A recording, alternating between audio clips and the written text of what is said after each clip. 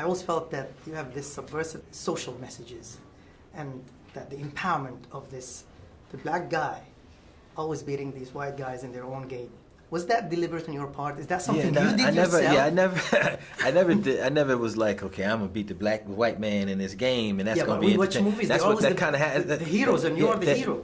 That kind of happened on its own. The very first movie that I'm in, 48 Hours, it's not written for me to be.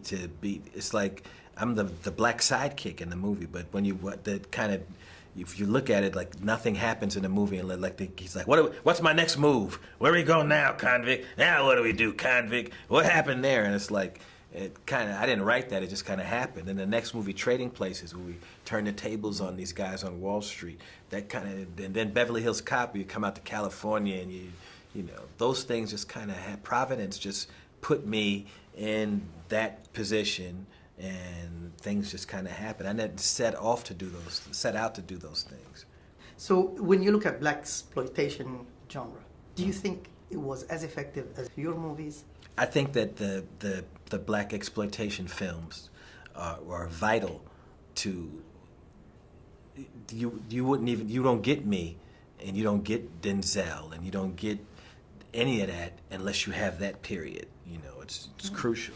For empowering black actors? It's so empowering. That period was the first time black African Americans saw themselves on screen. Because up until then, the business is almost all white, and the only black actor you would see is Sidney Poitier might be in movies, but they weren't making like movies for black people and black folks and black stories. And that period, that's why I don't even like the whole black exploitation, to even call it exploitation, because we weren't being exploited. We were getting work for the first time, and the audience, we were just happy to see other black people on the screen. When you compare it to today's black cinema, how do you see it? Well, the black cinema now it's mainstream. There is no like, this is black just for black people. It's like the black artists are making movies that are for everybody now. But we wouldn't have got to where we can make movies that were for everybody if we didn't have that black exploitation era period.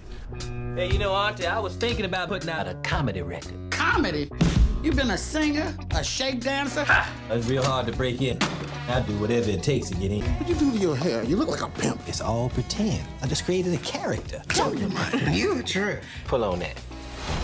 Oh, that's a weed. That's right. It's filthy. You've got a product here that you can't sell or promote. All my life, people been telling me no. Rudy, sometimes our dreams just don't come true. A man slammed a door in my face. I just found another door. I want the world to know I exist. Let's bring Dolomite to the screen. In storytelling, it's always best to write what you know. Ain't nothing to talk about my personal life. I deal with the nightlife, club owners and mobsters and lots of pimps and kung fu. Now, when you look at Ray's career, he was driven by the need to be famous and just successful. Even when he was talking about his movies, just, I want kung fu, a bit of sex, a bit of this. He was not really interested in the substance of the movie. Is that really representative of those kind of movies, that genre? I don't know if you say he wasn't interested in the substance of the movie, because the type of the movies that he's making and what he's doing in those movies, it's kind of revolutionary in that he's doing. Remember Shaft and those movies that came out? He's almost doing a parody of the Shaft and all of those types of movies that came out. You know, and he's actively trying to do those things that you asked me about. He's actively trying to show the black character kick ass and take charge and show them. You know, in the interview he said he was tired of seeing movies where black people got their ass kicked all the time, and he wanted to be the hero. And so he's actively trying to do that, Rudy Ray Moore. Well, the doors were shut before him. Did you experience the same thing? Were doors shut before you? The doors were shut when I showed up, but I slipped through this crack that other actors didn't slip through. I got the opportunity to do stuff that, you know, just wasn't there. And then the success of those movies, 48 Hours and Trading Places and Beverly Hills Cop, that kind of opened up the door for everything that followed, for Morgan and Denzel and Sam Jackson and Kevin Hart and everything. You know, those movies that I made opened up, you know, that made perceptions change. It was like, oh, you can have a black person in the lead and, you know, and do a $100 million movie. That all starts with those movies that I did in the early 80s. You opened the door for them, but who opened the door for you?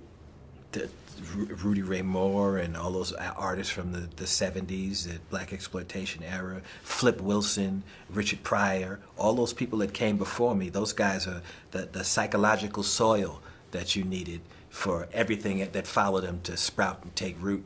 We don't happen without those guys. You need them first. Thank you so much. Yeah, man. That was fun. Yeah, man. I was